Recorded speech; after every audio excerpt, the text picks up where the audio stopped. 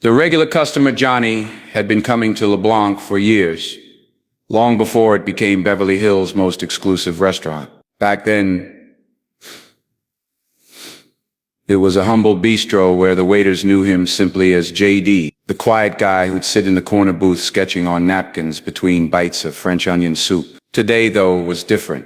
The old owner had sold the place, and the restaurant had transformed into a beacon for the Hollywood elite. Chrome and crystal had replaced the weathered wood and checkered tablecloths. Johnny hadn't visited since the change, but he missed the French onion soup.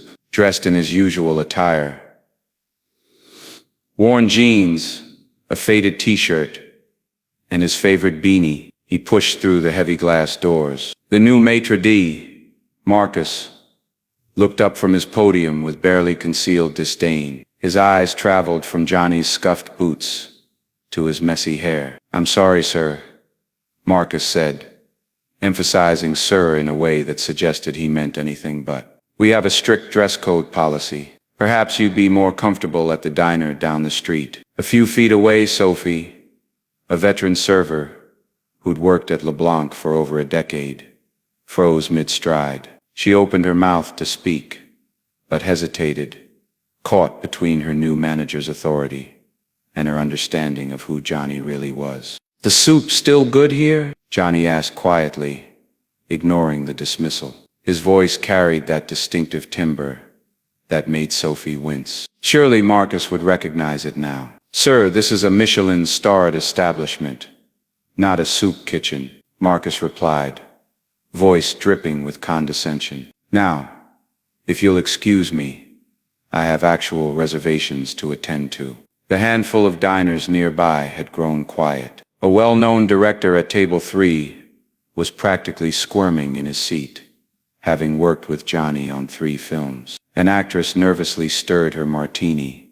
wondering if she should say something.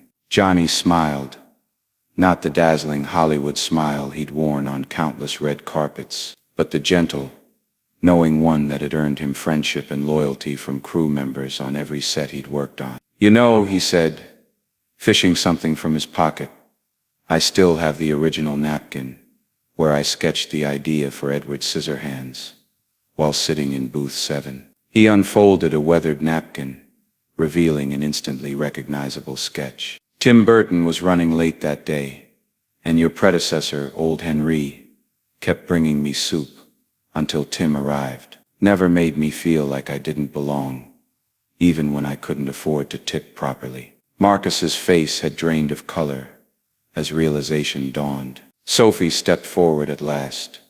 "Johnny's been coming here longer than any of us have worked here, Marcus." "He's family," the maitre d' stammered.